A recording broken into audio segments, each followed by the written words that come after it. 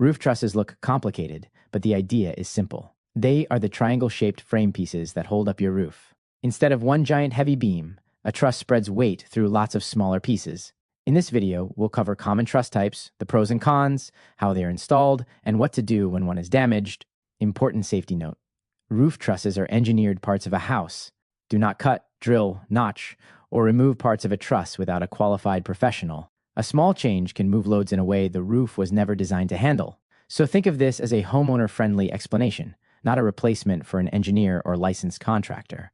Let's start with the parts. The top slanted pieces are called top chords. The bottom horizontal piece is the bottom chord. The inside pieces are webs, and they help move loads through the triangle. The little metal plates at the joints are called connector plates or gusset plates. Together, these pieces let a truss be strong without using massive lumber everywhere.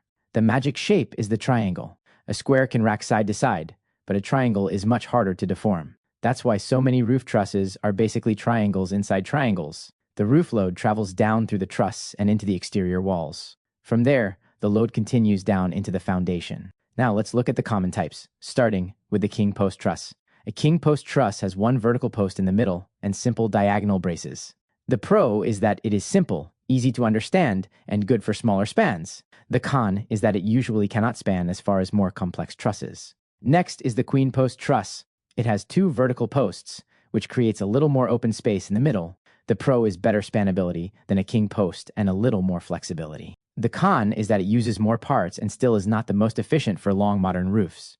The Fink truss is one of the most common trusses in residential construction. It usually has web pieces that make a W shape inside the triangle. The pro is that it is efficient, affordable, and works well for many houses. The con is that the web pattern uses up attic space, so storage is usually limited. A howe truss uses vertical pieces and diagonals in a different pattern. The pro is that it can handle heavier roof loads in certain designs. The con is that it may use more material or be less common in standard homes. A scissors truss creates a vaulted or sloped ceiling inside the home. The pro is the open ceiling look people love. The con is that insulation, ventilation, and drywall can be trickier. An attic truss, also called a room-in attic truss, is built to create usable space inside the roof. The pro is that you can get storage or even a bonus room without building a full second story. The con is cost, weight, and more planning for stairs, insulation, HVC, and code requirements. A mono truss is basically one sloped roof plane. The pro is a clean, modern look and good water drainage in one direction. The con is that the walls are different heights and the structure must be planned carefully. A flat or parallel chord truss has a top and bottom chord that run almost parallel.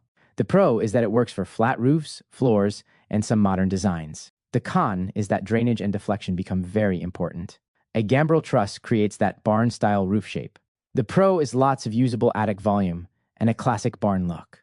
The con is that the shape has more joints and needs careful bracing. So, which truss is best? It depends on span, roof pitch, ceiling shape, attic use, wind, snow, and budget. For many basic homes, the Fink truss is common because it is efficient and economical. For vaulted ceilings, scissors trusses are often the answer. For storage or bonus space, attic trusses are usually the one people ask about. But the final truss design is normally made by a truss manufacturer or structural engineer. They calculate loads, lumber sizes, connector plates, spacing, and bracing requirements. Most roof trusses are not built one at a time on your job site. They are usually manufactured in a shop using jigs, saws, and metal connector plates. Then they are stacked, loaded on a truck, and delivered to the house. When they arrive, the crew checks the layout drawings and the truss tags. Each truss has a specific place, direction, and spacing. Mixing them up can cause big problems, especially with special girder trusses or hip systems. Before installation, the walls need to be straight, braced, and ready to carry the load. The crew marks the truss layout on the top plates of the walls. Trusses are commonly spaced 24 inches on center, but the plans control the actual spacing. A crane, telehandler, or crew lifts the first truss into place. The first truss is set plumb, meaning straight up and down. Temporary bracing holds it in place so it does not flop over. Then, the next truss is installed at the marked spacing. As more trusses go up, temporary bracing ties them together. The crew keeps checking alignment, spacing, and plumb as they go. Special trusses, like girder trusses, may carry other trusses and need extra connectors. Hurricane ties, straps, clips, or hangers connect the trusses to the walls where required. The exact hardware depends on the drawings, engineering, local code, and wind zone. After trusses are set, permanent bracing is installed according to the truss bracing plan. This bracing prevents trusses from twisting or buckling under load. Then roof sheathing is nailed on top, usually plywood or OSB. The sheathing locks the roof together and creates the surface for underlayment and shingles. From below, the bottom cords become the ceiling framing. That is why you should never remove or change truss members just because they are in the way. Common installation mistakes include missing bracing, wrong spacing, and damaged connector plates. Another mistake is storing trusses unevenly, so they twist before they are installed. Trusses should be handled carefully because they are strong in the final position, not when dragged sideways. A truss can crack during delivery, lifting, installation, remodeling, or from heavy loads later. Signs of trouble include cracked lumber, pulled out plates, sagging roof lines, or ceiling cracks. Water leaks can also rot wood and weaken the truss over time. Termites, impact damage, and accidental cuts from trades can also cause problems. Now let's talk repair, because this is where people can get into trouble. The first rule is, do not guess at a truss repair. A truss repair should normally come from a structural engineer or the original truss manufacturer. The repair detail tells the contractor exactly what lumber, fasteners, plates, and pattern to use. For a small crack, the repair might involve sistering lumber on one or both sides. Sistering means adding matching lumber beside the damaged member to share the load. For a damaged joint, the repair may use plywood gussets, metal plates, or engineered connectors. For a cut web, the repair may add scab pieces and a specific fastener schedule. For a pulled connector plate, the fix may require new plates or a designed plywood repair. The important part is not just adding wood, it is restoring the original load path. Temporary shoring may be needed before repairs, so the roof is supported safely.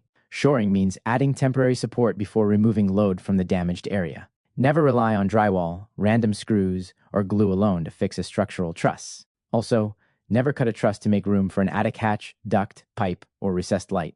If something needs to pass through, the plans need to account for it safely. After a repair, the work should match the repair drawing exactly.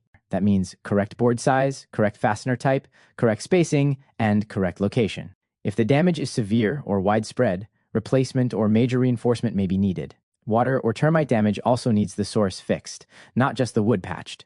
Otherwise, the same repair can fail again later. For homeowners, the safest move is to document what you see first. Take clear photos from far away and close up. Measure where the damage is, but do not move parts around. Look for roof leaks, sagging, cracked drywall, or doors that suddenly rub. Then call a qualified contractor, inspector, engineer, or the truss supplier. For insurance claims, documentation before and after repair can matter. If the roof is sagging badly, or you hear cracking, treat it as urgent and stay out of that area. The risk level depends on the damage, but structural roof damage is never something to ignore, so the simple version is this. Trusses are engineered triangles that make roofs strong and efficient. King post is simple, fink is common. Scissors gives vaulted ceilings. Attic trusses create usable space. Installation is all about layout, lifting, bracing, fastening, and following the plan. Repair is all about restoring the load path with a designed fix, not guessing. And the biggest rule is this. Never cut a truss unless the repair or modification is engineered. If this helped make your roof make sense, subscribe for more simple construction breakdowns.